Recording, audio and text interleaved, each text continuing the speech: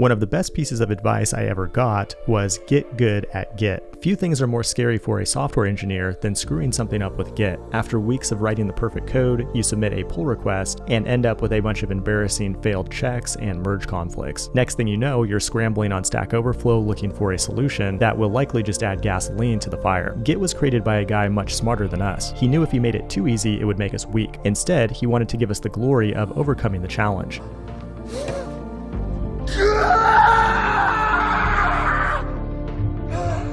I'm pretty sure that's what he was thinking. In today's video, we'll look at a bunch of different tips and tricks to make you more productive with Git. But if you're new to Git, I just released a short course on Fireship.io that's designed as a modern learning path to get you started with Git and GitHub. It contains a bunch of short videos along with exercises to transform you into a professional Git user quickly. This content is supported by viewers like you, and I want to send a huge thank you to everybody out there who's already a pro member. So to get started, I'm assuming you know the basics of Git, like you know how to do a Git add, followed by a Git commit to save a snapshot of your code. That's usually the first thing you learn in Git, but there's actually a better way to get the job done. You can get rid of the git add and go straight to commit by using the AM flag. This will automatically add all the files in the current working directory. That's a nice improvement, but there's actually an even more concise way to get the job done. Your git config provides a way to create aliases, which are commonly used to shorten existing commands or create your own new custom commands. For example, we might create an alias called AC that runs the add and commit command with just 2 letters. That allows us to get things done faster, but sometimes going fast leads to mistakes.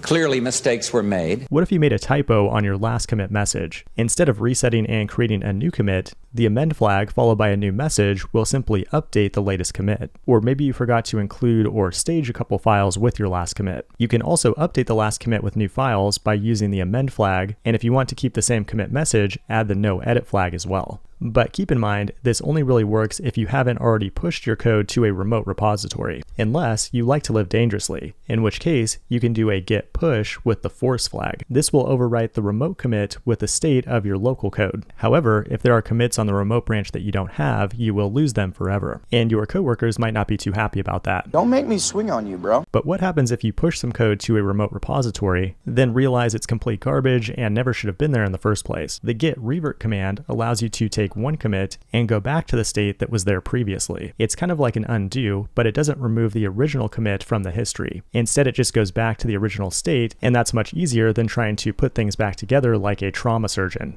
Major trauma. There's too much blood, I can't see a thing. In other cases, you may need to work on a repo but not have access to your local machine. If you're at your grandma's house without your laptop, you can use any computer that has a web browser. Go to GitHub and find the repo that you want to work on. Then hit the period key on your keyboard. And like magic, it pulls up a browser-based version of VS Code where you can make edits, submit pull requests, and do almost anything else you could do locally. Well, except for run the terminal. If you do need to run terminal commands, you can set up a GitHub code space in the cloud, which will give you the full power of VS Code and is likely much faster than your grandma's computer. But now let's switch gears to one of my favorite Git commands, stash. Have you ever spent time working on some changes that almost work, but they can't really be committed yet because they break everything else? Or maybe it's just really sloppy and you don't want all your friends to see it yet. Git stash will remove the changes from your current working directory and save them for later use, without committing them to the repo. The simple way to use it is git stash and then git pop when you're ready to add those changes back into your code. But if you use the command a lot, you can use git stash save followed by a name to reference it later.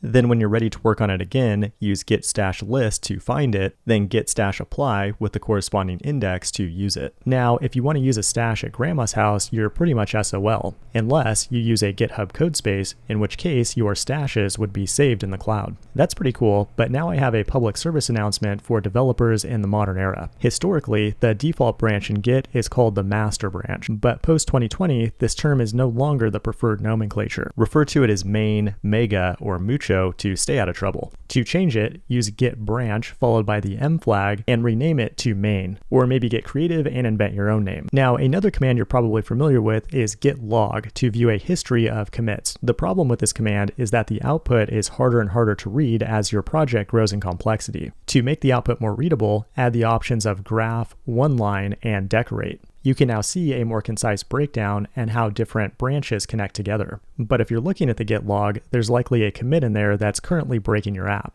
Git bisect allows you to start from a commit that is known to have a bug, likely the most recent commit, but you knew that the app was working a few hours ago. You can point bisect to the last known working commit, then it performs a binary search to walk you through each commit in between. If the commit looks good, type bisect good to move on to the next commit. Eventually you'll find the bad one and know exactly which code needs to be fixed. Another advanced Git technique that every developer should know is how to squash their commits. Imagine you're working on a feature branch that has 3 different commits and you're ready to merge it into the master branch. I mean main branch. But all these commit messages are kind of pointless and it would be better if it was just one single commit. We can do that from our feature branch by running git rebase with the interactive option for the main branch. That'll pull up a file with a list of commits on this branch. If we want to use a commit, we just use the pick command. We can also change a message using the reword command, or we can combine or squash everything into the original commit using squash. Go ahead and save the file and close it.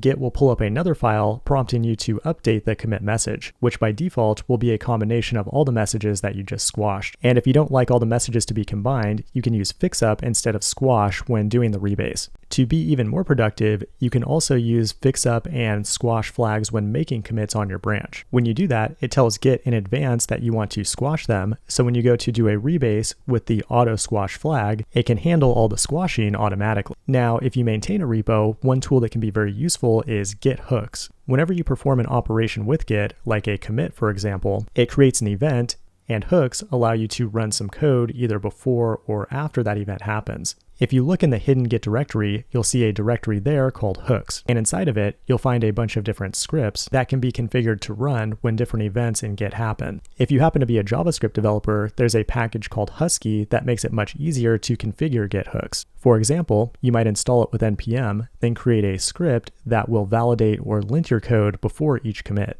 and that can help improve your overall code quality. To wrap things up, let's talk about deleting things. Let's imagine you have a remote repository on GitHub, then a local version on your machine that you've been making changes to, but things haven't been going too well, and you just want to go back to the original state in the remote repo. First, do a git fetch to grab the latest code in the remote repo. Then, use reset with the hard flag to override your local code with the remote code. But be careful, your local changes will be lost forever. But you might still be left with some random untracked files or build artifacts here and there. Use the git clean command to remove those files as well. But if you're sick of Git at this point and want to just get rid of it altogether, maybe you want to try out Apache Subversion to change things up a bit. All you have to do is delete that hidden Git folder and you're on your own again. Oh, and there's one other tip I almost forgot about that comes in really handy. If you recently switched out of a branch and forgot its name, you can use git checkout followed by a dash to go directly back into the previous branch that you were working on. I'm going to go ahead and wrap things up there. If you have any additional Git tips, make sure to leave them in the comments. And if you want to master the fundamentals of Git step by step, check out the full course on Fireship.io. Thanks for watching, and I will see you in the next one.